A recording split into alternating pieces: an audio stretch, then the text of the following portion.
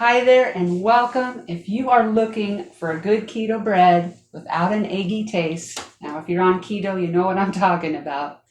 This is it. I found this recipe from Bobby over at Flakes City here on YouTube. His wife actually came up with this recipe. I'm just going to add a few little ingredients to give it my own little twist. This is my go-to keto bread. It's easy and delicious. So with that, let's go ahead and get started. I have 2 eggs here in my medium-sized bowl that I'm just going to whisk up. Now I'm going to add 2 teaspoons of baking powder and about a half a teaspoon of salt. Give that a mix. Now this is where I'm going to add my own little flair. You can add any seasonings that you want or not add any at all. I'm going to add about a teaspoon of garlic powder. And I'm going to start out with a heaping teaspoon of parsley flakes. I'll see if I need to add any more. Give this a little mix. That actually looks good. All right, now I have 2 cups of grated mozzarella cheese. You want low moisture. You don't want to use fresh, otherwise it's going to give you too much liquid. Dump that in. I'm going to get rid of this whisk, otherwise it's all going to get stuck in here. Use a fork. Get that cheese all mixed into our egg mixture. Now for the last ingredient, we need 1.5 cups of almond flour. I'm not sure if you can use coconut flour. All I can say is you can try it out and see. Again, I'm going to mix that flour into our mixture. Okay, I have this all mixed in well. Now we are ready for the next step. I have a tortilla press here. Now you do not need this for this recipe. What you can do is take 2 pieces of parchment paper. Yes, I only have 1 here right now. Take some of your dough, roll it into a ball, and take another piece of parchment paper, put it on top, and then take your rolling pin and roll it out. I have to tell you though, if you have a tortilla press, use it. It's going to save you a lot of time. I think Bobby over at Flakes City was able to get 5 of these out of this batch by using a rolling pin. I'm able to at least get 10 to 12 of these, but I do flatten mine out pretty good. So it's also too going to depend on how thick or thin you want to make these. Now, if you do use a tortilla press, you definitely want to use saran wrap. You can use parchment paper. It is so much easier and less hassle using saran wrap. Now, if you want, you might want to take some olive oil or avocado oil, whatever you prefer, and put some on your hands to keep this dough from sticking. I'm not going to mess with that. It's really not that bad. Now, I probably have a good, maybe 3 tablespoons of the dough. I'm going to roll it into a ball.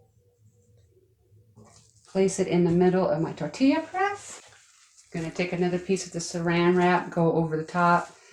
Don't forget to put this one over the top. Twice now I have forgot, and it has stuck horribly to my tortilla press. I have learned after I was done pressing is to put this here so I don't forget. I'm going to close the lid and press this down.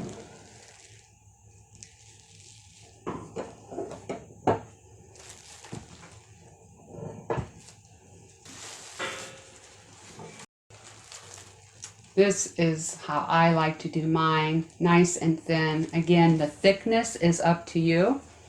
Now over here, I have a cookie sheet lined with parchment paper.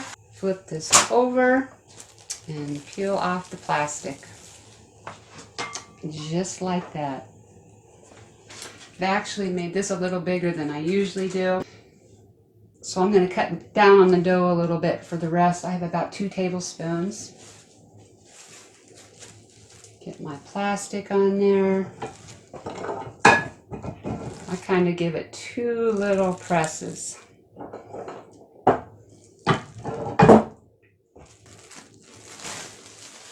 off the plastic. And there we go. I'm gonna go ahead, finish the rest of these up, and we'll pop them into the oven. By the way, my oven is preheated to 400 degrees Fahrenheit.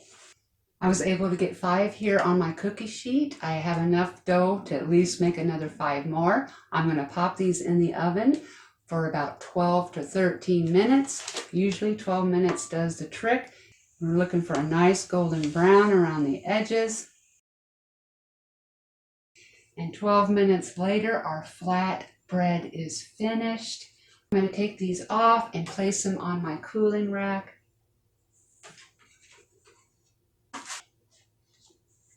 I went ahead and finished up the second batch. I was able to get 9 this time. I'm going to grab this one and give you a close-up. You can see the bubbles from that mozzarella cheese. The corners are nice and golden brown. Here is the back. I will break this in half.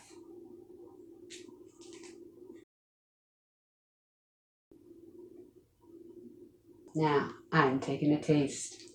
I wish you could smell this, that garlic. Oh my goodness. All right, I'm going to take a taste. The edges have a nice crunch. I love that. It is soft in the middle. Wonderful. So I sure hope you give this recipe a try, especially if you are on keto and craving bread. I don't think you're going to regret it. Here's a few more keto recipes I think you might want to check out next. And as always, thank you so much for watching, and I hope to see you next time.